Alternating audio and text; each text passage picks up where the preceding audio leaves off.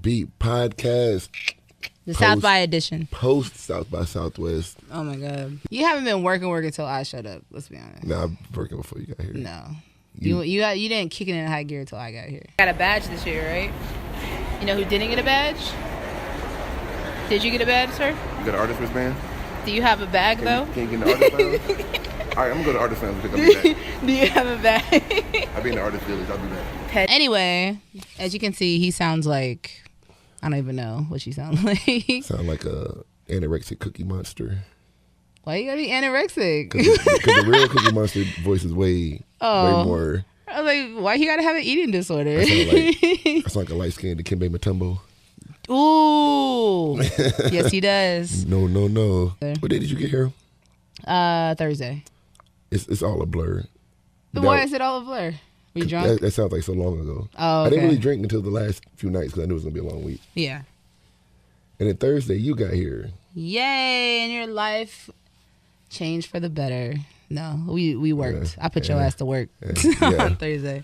As soon as I got into town, we interviewed Doe Man.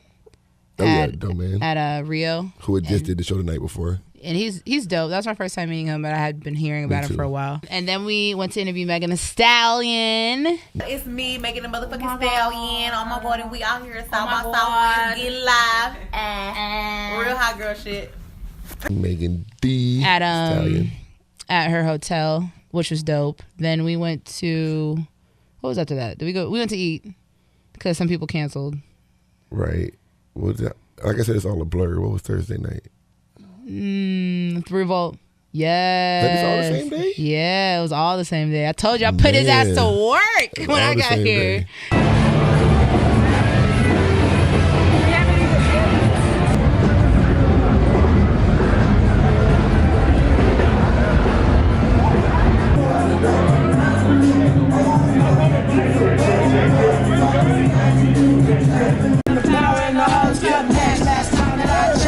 I've been self-made from the struggle. I was been saying I'm a killer. Best never love. Can explain for you niggas, it gotta be love. Around the city, it gotta be cut.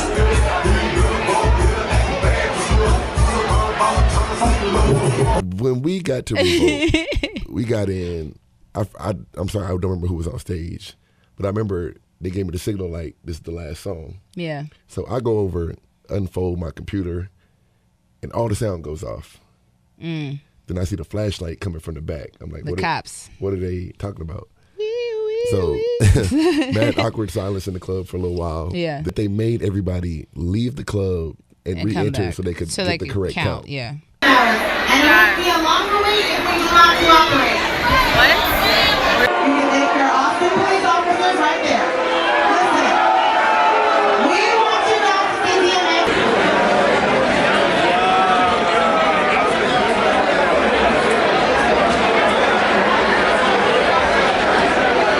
I appreciate it.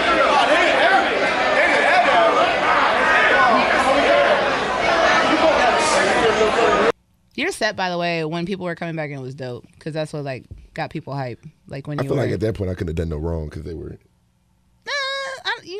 I wouldn't say that. Like you were playing the right shit for that crowd. I'll say, you know what I mean.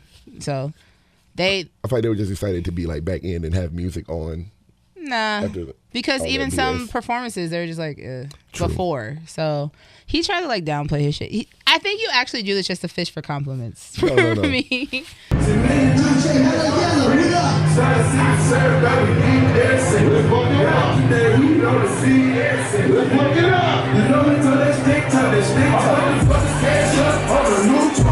There were way too many niggas on stage. So every time he goes somewhere, usually I'll be by him, like in the booth, but there were way too many people on stage. And it was not a big stage at all. Yeah, there's only room for like 2 people in the DJ area, really. Okay, so when DMX DJ showed up, we're trying to accommodate him. You know, being nice, like showing him the mix of the chords, getting them set up.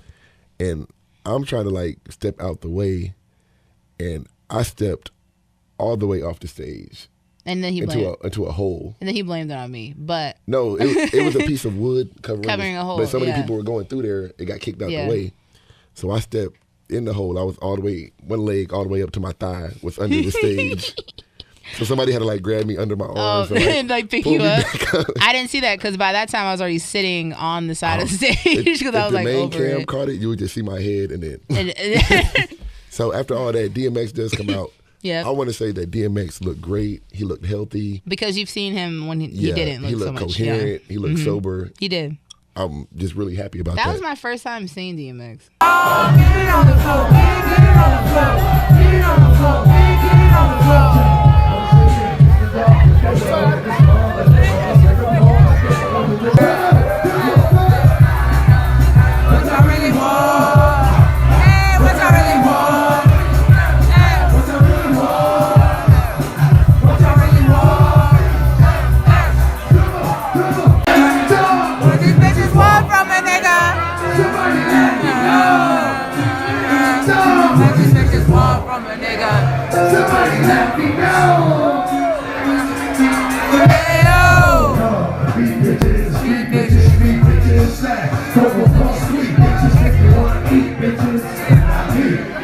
Now I think about it. I've seen him a lot, so I'm glad. That's my first time. This is a really great performance by him.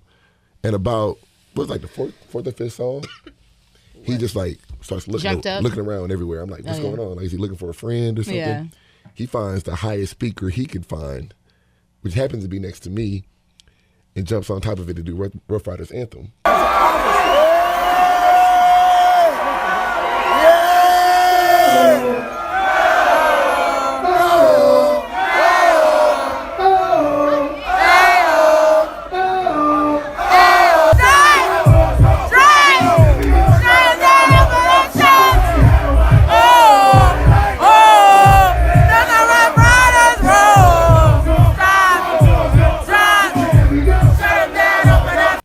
I got the angle from we're gonna post side. all this. We got hella content. So the speaker's kind of wobbly. Yeah. And I'm right there. I gotta hold the dog down. I'm not gonna let DMX fall off this speaker. You would have thought this nigga was like one of the super security. No, because the way you looked, like you had to put your body weight, and it was a big ass speaker. Like my arms wasn't gonna do nothing. I had to like put my whole body up against it. Usually niggas would try to act cool, like but he was like, no, because it was rocking. It was really rocking. It was. You can see, and the funny thing, we have to post your snap when you're like, don't steal my video, because you can. He pans up from his Timbs all the way. DMX was killing him with the all white. He had the all white Timbs on with the white Rough Rider jersey. Come on, baby! Come on, baby!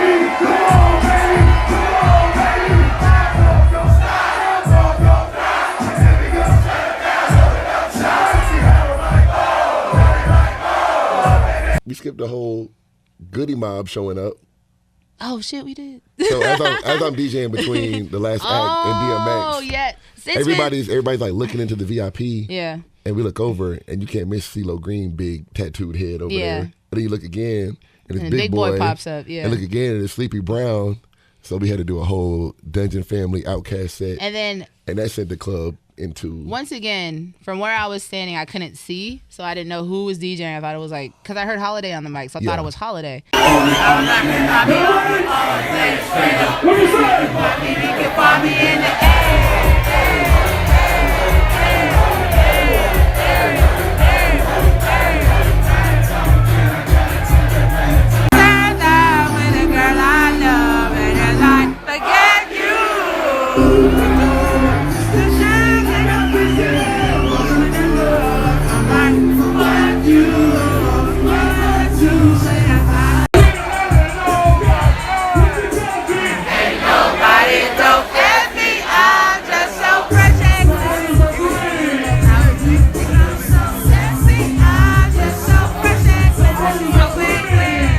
If you've never been to South by, one thing about South by is it's a festival, but the venues aren't big, so everything's pretty intimate. Yeah, because it's all venues that are on 6th Street, which aren't made for big capacity concerts. So that's the whole like appeal of it. And Alora's like, oh, are you going to get in here? Or are you going to, whatever. So that was a dope moment. And Revolt was really happy. Shout out to Marquetta. She holds us down every year. Revolt ended kind of early. It wasn't even 2 o'clock yet.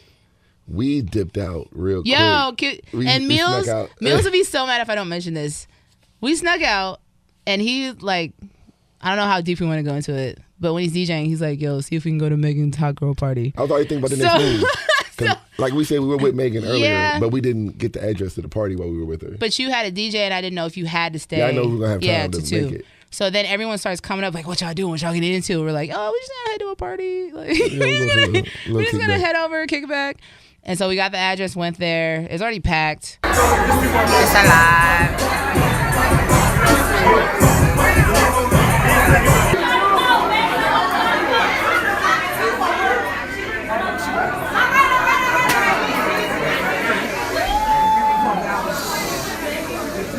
I know where he dragged me. Because he wanted to feel like a bad bitch. Hey, we ain't from turn up. I brought it to the city, so I got to pull up in the pool.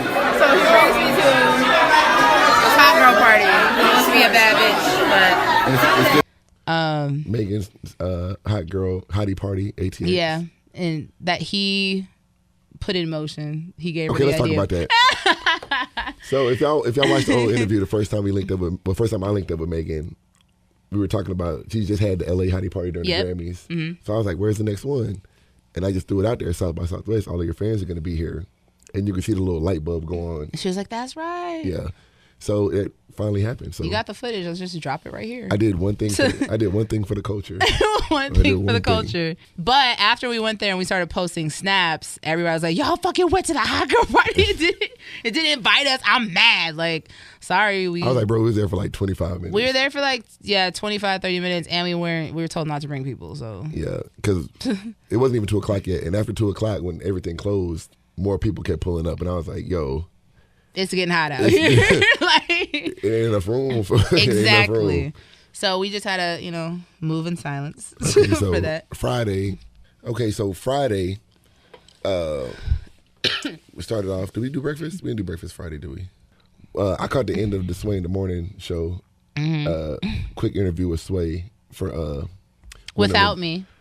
I literally called you. I was like, without me. I was like, where you at? I was like, I gotta go interview. And I said I was like quick. 3 minutes away. But Sway was trying. They act like he had to leave, but he stayed for like 30 minutes after. Whoa. Well, quick interview with Sway.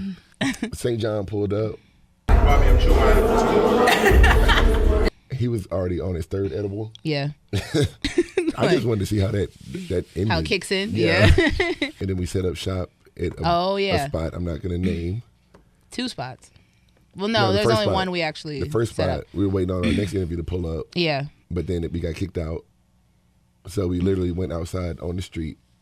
6 That was actually live. Like, during South by Southwest. I thought it was gonna be like a shit show, but it actually turned out okay. Yeah, like, we made it work. We made it work. So we did Lucci, Q Money, and Pasa, the whole crew. Literally on the side of the fucking street. We were on 6th Street. And mind you, and I know Sam has the footage, they were with like 80 niggas. Like, yeah. That's why we got kicked out, because we couldn't get the 80 people into the spot. Where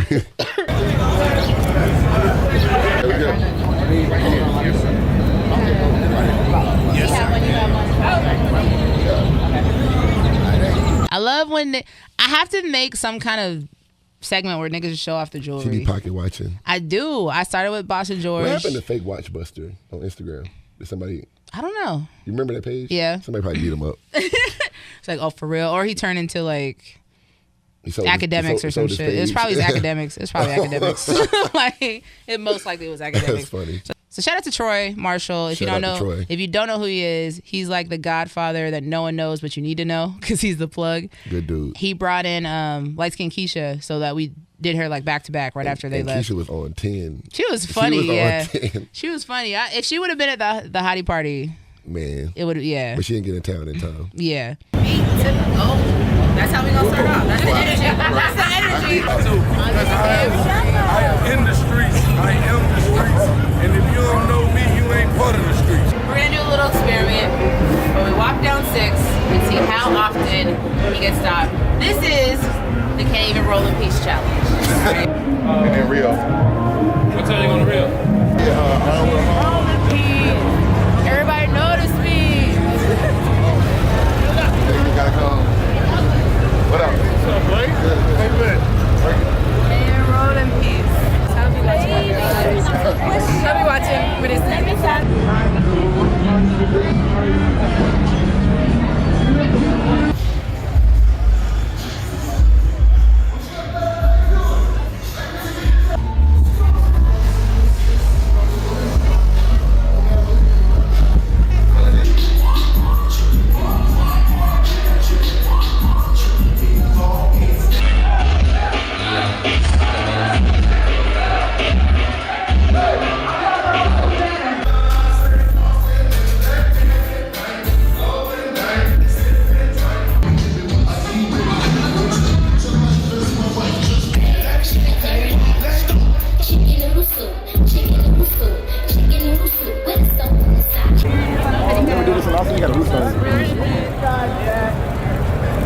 so I'm sitting in the middle of this fucking two brilliant people.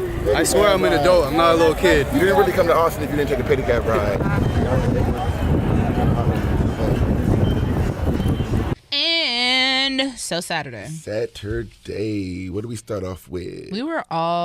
First of all, we were all like struggling on Saturday. Yeah, at this point, that turnaround Saturday was tough. Yeah. What do we have first on Saturday? June. Shout out to June, the genius. What's good, your boy June James, the genius, the house producer in Texas, man, at iHeartRadio right now. Hey. That's been my homie for a long time that you're going to see in the interview.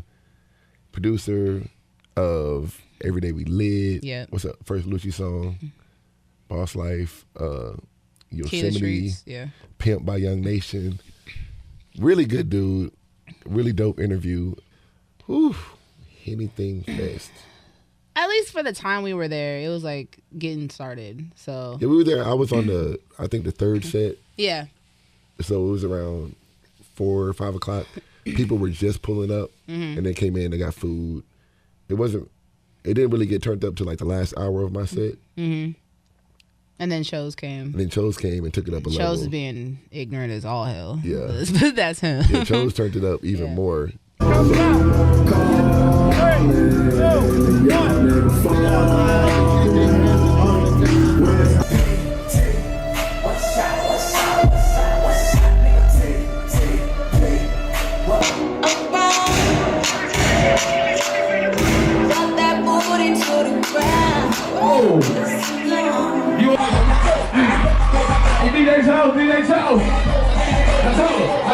Bitches be lying.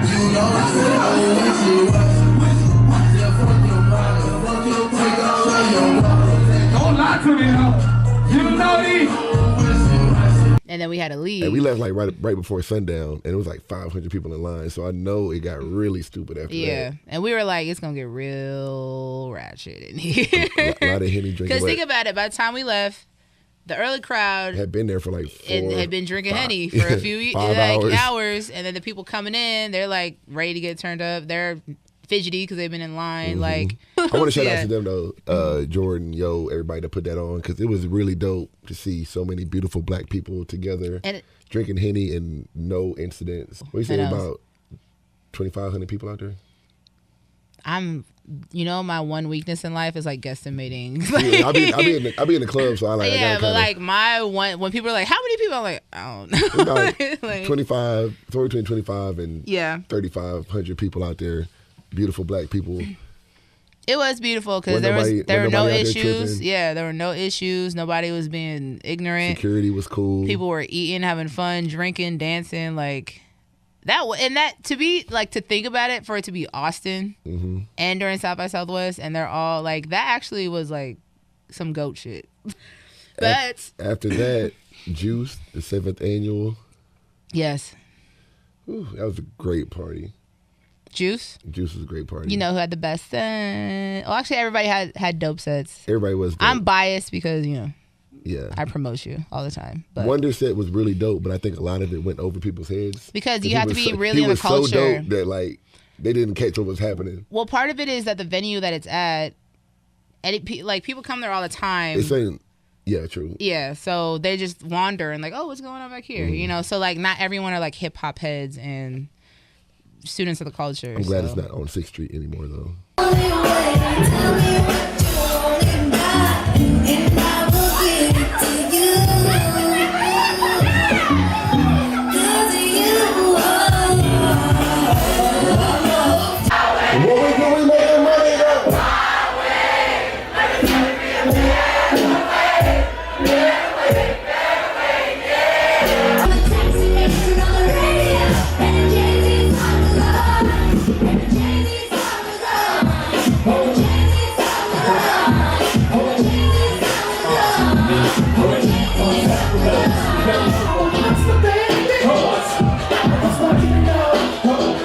We in the hood, posted at the store, just look at my lap on the phone, count dough.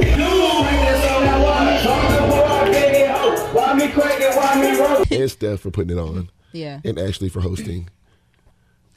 Yeah. Finger quotes right now. Whatever, man. Everybody was happy. That's the point. It was the type of party where throughout the night you heard everything from Waka Flocka to dance Plain hall. White Tees. Yep. And wrestling theme songs. It was one of the best years. It was one of the best. You wanna know why? Anyways, yeah, we went and ate after that, and niggas went home, and I went and did more work. You only did more work because you were horrible at time management, and he was like, we had to be somewhere at 3, and he's like fucking around, like, oh, I'm gonna do my show, and it's like 2:18. We're like, nigga, we gotta go to the other thing. It's not enough time in the day. Today we just went out to eat. Shout out to Nyla. If I introduced her to you, I get to do the shout out. Okay, we'll go ahead. So, shout out to Nyla Simone from Power 105. She's part of like their new generation that's coming up, and I've heard nothing but good things about her. Like Charlamagne, Angie Martinez, Clue, they all shout her out because she's a dope female DJ, and she's just a hard worker. And I just fuck with people who have dope work ethic. DJ now. Did I ever tell you about my first South by? No. Let's go ahead. I'm gonna tell you the story right now. So my first South by was 07. That's the year I graduated high school. Okay. That's the year I graduated college. Okay. So it was my last spring break. I was like, I'd never been to South by. I'd heard a lot about it. I was like, well, let's just stay here and see what it's about. Me and my homeboys, we just literally out there walking up and down the street. It wasn't like it is now. It was way more free. Eclectic-y? Yeah. Okay. Way more eclectic. Yeah. The street was open. It wasn't Joe blocked Budden off. wasn't walking down. Yeah. So I'm walking by a venue and I see the promoter and he's just like tripping like, oh man, OG Ron C canceled on me tonight. I don't have a DJ. He went to the Core DJ retreat in Miami, which is at the same, I wasn't a Core DJ yet. Yeah. And I was like, yo, I got my turntables down here in my car, which is stupid as fuck. Like, why did I had like a Jeep, like open area, and my shit just sitting in the back downtown. But you said it's not the same. Could have got robbed, but still, I could have. Niggas wasn't shooting back then. Yeah, but it's still stupid as fuck to have all that equipment in there. Mm-hmm. So I'm like, yo, I got my stuff in my car right now. I'll come DJ. And he's like, if you do that, I'll get you a badge for the rest of the week. So I'm like, yeah, let's do it. The show was, who I remember was Mr. Fab, Crime Mob, and UGK.